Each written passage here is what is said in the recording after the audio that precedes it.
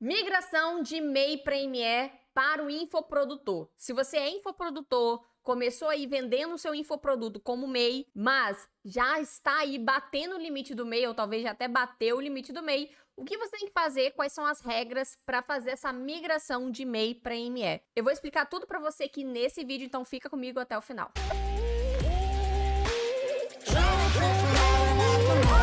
E aí, pessoal, tudo bem com vocês? Mais um vídeo aqui no canal Dá um Clique. E hoje vai falar para quem é infoprodutor, está aí como MEI e precisa sair do MEI porque já bateu o limite de faturamento ou está para bater o limite de faturamento do MEI. Existem regras quando a gente está falando de migração de MEI para ME e eu vou falar essas regras aqui para você nesse vídeo. Mas antes de a gente entrar no assunto e eu te explicar tudo sobre a migração de MEI para ME para o infoprodutor, se você não é inscrito aqui no canal ainda, se inscreve, ativa as notificações para você não perder nenhum conteúdo que a gente vem postando aqui. Todos os dias a gente vem trazendo conteúdos aqui para te ajudar a entender como que você vai fazer para ter um negócio digital regularizado. Hoje a gente atende mais de 300 negócios digitais e se você precisar da nossa consultoria, os nossos contatos são aqui embaixo. Bom, então vamos lá, vamos para o assunto. Eu vou compartilhar minha tela aqui no mapa mental para ficar mais fácil o entendimento para vocês. Bom, eu vou trazer aqui alguns pontos de atenção, que é as regras de migração de e-mail, quando que você tem que fazer essa migração de e-mail para ME e como que funciona, né? O que a legislação tributária traz em relação a isso e como que funciona essa migração. Quando a gente está falando de migração, nada mais é que sair do seu formato de CNPJ MEI e ir para uma microempresa, tá? O próximo degrau de um MEI é a microempresa. É claro que depende de quanto que você está faturando aí no seu negócio. A gente já viu casos de MEI já faturando R$1 milhão em seguida. Então, ele saiu de MEI e já foi para um outro patamar de empresa. Mas, em regra geral, você sai do MEI e vai para microempresa. E quando que você precisa fazer essa migração? Quando que você precisa sair do MEI e ir para ME? É aí que entra as regras de migração de MEI para ME. Bom, eu estou trazendo aqui exatamente como a própria Receita Federal traz em relação ao desenquadramento, né, a migração de MEI para ME. E a gente precisa se atentar porque dependendo de como você ultrapassou o limite, vai ser aplicado um formato de regularização. Então, a gente precisa sempre entender como que você está em relação ao seu faturamento do mês, se você já ultrapassou, se você ultrapassou mais que 20%, e aí a gente vai entrar agora explicando ponto a ponto, tá? A primeira situação que pode ocorrer ali, o desenquadramento de MEI para ME, é quando ultrapassa o limite de faturamento, tá? E nessa primeira opção aqui que eu trouxe, nesse primeiro exemplo, é o seguinte, se o MEI faturou mais do que 81 mil, mas não ultrapassou os 20%, porque a Receita ela traz ali um limite de 20%. Então, se você ultrapassa o limite de 81 mil em até 20%, você tem uma tratativa. E se você ultrapassa o limite do MEI passando esses 20%, você tem outra tratativa. Então, esse primeiro caso aqui é quando você ultrapassa o limite do MEI em 81 mil, mas você não ultrapassa esse limite de 20%, ou seja, você vai faturar ali até no máximo 97.200. E isso contando que o MEI ficou ativo de janeiro a dezembro, tá?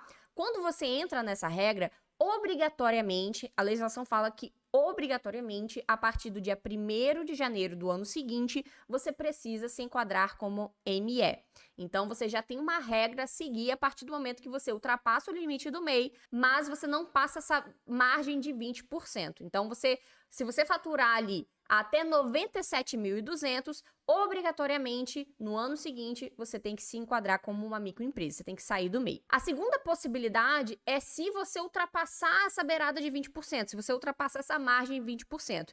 E aí, a situação fica um pouco mais complexa, porque a Receita Federal fala o seguinte, olha, se chegar em dezembro, você ficou ativo de janeiro a dezembro, e se chegar em dezembro a gente verificar que você ultrapassou o limite do MEI e ultrapassou o limite dessa beirada de 20%, ou seja, você ultrapassou mais que 97.200, obrigatoriamente você tem que fazer um desenquadramento retroativo.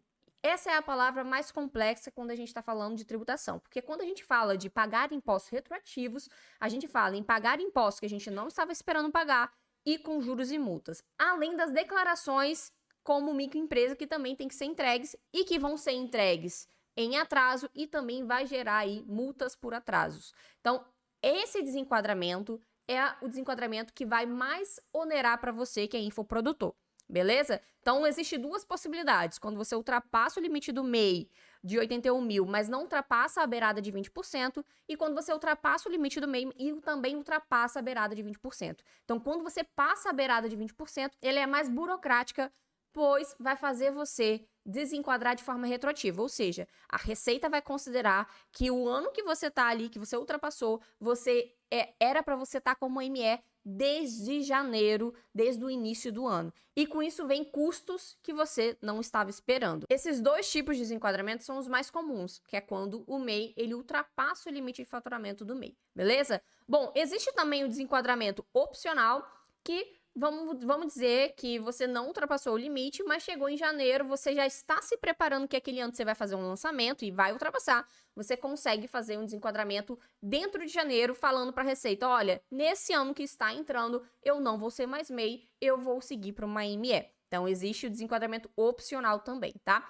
Isso aqui é muito importante se você já tem uma previsão de fazer algum lançamento que você sabe que vai dar bom. Então, se prepare para que em janeiro você faça essa migração antecipada. E se você faz essa migração antecipada, não corre o risco de você cair aqui, ó, nesse desenquadramento retroativo. Então, você precisa ter previsibilidade em relação ao faturamento dos seus lançamentos futuros para você migrar para ME, para você sair desse desenquadramento retroativo, beleza? E também existem alguns tipos de desenquadramento esporádico, tá? Eu vou trazer aqui alguns deles. É quando você inclui um KNAI que não pode ser MEI. Então, por exemplo, o infoprodutor, a atividade de infoprodutor, ele está vinculado ali ou à venda de e-book ou de treinamento. Ambos os KNAIs podem ser MEI. Mas vamos dizer que esse infoprodutor também, ele vai prestar algum serviço de consultoria. A atividade de consultoria não pode ser MEI. Então, a partir do momento que você vai incluir esse serviço ali nas suas atividades, você faz uma alteração para incluir essa atividade de consultoria, automaticamente você vai ter que sair do MEI e ir para uma ME. Então, esse é um dos tipos de desenquadramento por motivo esporádico, tá? Você está colocando uma situação no qual te obriga a sair de MEI para ME. Inclusão de sócio, ou talvez se você, como dono do seu MEI, se tornar administrador ou sócio de outra empresa, isso também é impeditivo ao MEI.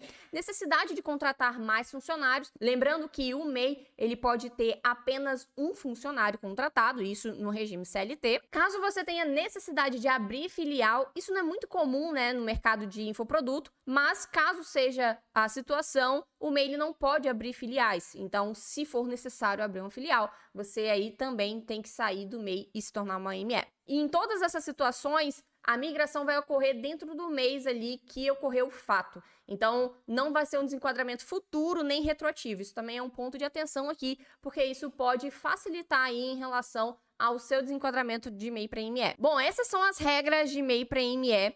E como que faz aí, como que funciona o desenquadramento? Como Mirani agora, eu já vi que eu tô nessa regra, e como que eu faço esse desenquadramento? Primeira coisa que você tem que fazer é a solicitação à Receita Federal. Ou seja, você comunica a Receita Federal lá pelo portal do Simples Nacional, que é o portal da Receita Federal em relação às empresas do Simples Nacional, e aí você vai comunicar que você não vai ser mais MEI, e aí você precisa dizer o motivo. Então, por isso que as regras aqui, esses motivos é importante você saber, porque lá quando você faz a solicitação da Receita Federal, você precisa dizer para a Receita Federal qual é o motivo que você está saindo de MEI para ME, beleza? Depois que você faz essa solicitação, você precisa fazer um processo, uma tramitação, que aí o primeiro passo é a viabilidade na prefeitura e em seguida solicitação de registro na junta comercial. A viabilidade na prefeitura é apenas para a prefeitura liberar que a sua atividade pode ser exercida no endereço que você escolheu. Em regra, para o infoprodutor, isso é muito mais tranquilo por se tratar de uma atividade que não tem risco, tá? Então, quando a gente está falando de atividades que não tem risco, que pode ser desenvolvida de forma online, aqui a viabilidade ela costuma ocorrer muito mais fácil, mais prático, sem muita burocracia na prefeitura. Diferentemente de atividades que requer aí um pouco mais de cuidado, quando a gente tem alguma coisa que envolve o solo, e aí a prefeitura ela vai ali interferir na decisão da abertura da empresa naquele local. Mas quando a gente está falando de infoproduto, em regra, a viabilidade ali ocorre de uma forma bem tranquila. A prefeitura libera, né, autoriza que a empresa esteja aberta no endereço que você escolheu, e normalmente por infoprodutor é muito comum a utilização da sede virtual. Aqui que é um ponto importante, porque tem algumas prefeituras que podem sim barrar a abertura da sua empresa em endereços residenciais, tá? Porque ela pode entender que o endereço residencial não está ali permitido para a utilização ali do desenvolvimento dos exercícios da atividade da empresa. Bom, feito isso, você vai fazer a solicitação de registro na junta comercial. Todas as empresas precisam ter um registro na junta comercial, então é importante você saber disso, e é na junta comercial que vai ser registrado o contrato social da sua empresa, tá? Que é basicamente a certidão de nascimento. Quando você era MEI, você não tinha um contrato social, você tinha um CC-MEI. Aí, a partir do momento que você se torna uma microempresa, você vai ter sim um contrato social e também vai ser necessário a atualização de todos os dados na Receita Federal, tá? Então, a partir do momento que eu vou fazer uma migração de MEI para ME, um dos pontos que a gente sempre fala aqui é o seguinte: quando você vai fazer esse processo, você pode ali alterar a razão social, porque, em regra, o MEI utiliza na razão social o nome do sócio, né? O nome ali do empresário. E quando você se torna uma ME, você pode tirar o seu nome e criar ali um nome para sua empresa. E aí a gente precisa fazer essa atualização de dados, tanto na junta comercial, tanto na prefeitura, quanto na Receita Federal, tá? Feito isso, a gente protocola tudo em todos esses órgãos e aguarda a liberação dos documentos da empresa ali que se tornou uma ME. E também precisa fazer o registro na prefeitura. Quando a gente está falando de registro na prefeitura, é a liberação da sua inscrição municipal. Toda empresa ela está sediada em algum município, mesmo que seja uma sede virtual, um endereço fiscal. E por conta disso, todas as empresas precisam sim ter a inscrição municipal, beleza? Lembrando que a inscrição municipal também vai influenciar ali na liberação do emissor para emissão de nota fiscal. Mas, Miriane, eu vou contratar um sistema para automatizar a emissão das notas fiscais. Mesmo assim, eu preciso da inscrição municipal? Sim, porque esses sistemas eles vão se comunicar com a sua prefeitura e, a partir daí, vai emitir a nota fiscal. Não é o sistema e-notas que emite a nota fiscal.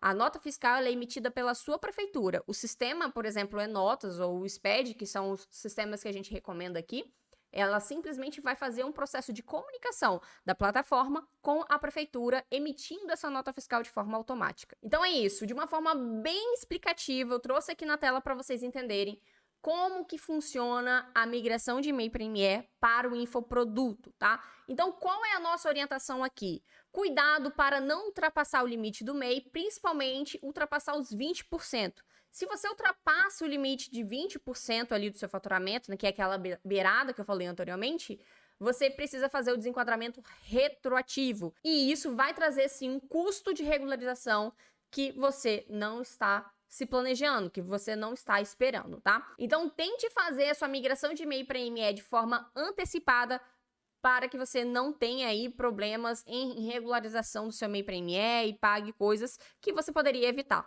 Lembrando que todo esse processo de migração de MEI para ME que eu trouxe aqui explicando, você pode contratar uma contabilidade para fazer para você. Na verdade, eu recomendo que você contrate uma contabilidade para que todo o processo seja feito de forma correta, tá? Porque aqui existem muitos trâmites, muitos detalhes que precisam ser feitos, que uma informação errada, uma vírgula errada, pode fazer que você tenha que refazer o processo. E aí, vai refazer o processo, tem taxa da junta, tem custo. Então, é importante você ter a contabilidade ali para te orientar e fazer todo esse serviço para você. Aqui na UnClick a gente faz todo esse trabalho de migração para ME, tá? Você não precisa se preocupar com nada. E se você precisar que faça o desenquadramento do seu MEI para ME, os nossos contatos estão aqui embaixo. É só chamar a gente que a gente consegue te ajudar em relação à regularização aí do seu MEI para ME. Então é isso, eu espero ter te ajudado. Se você gostou desse vídeo, se esse vídeo aqui te ajudou de alguma forma, te esclareceu as dúvidas, deixa aquele joinha para fortalecer a entrega dos conteúdos e deixa aqui nos comentários se você tem alguma dúvida e eu vejo você no próximo vídeo.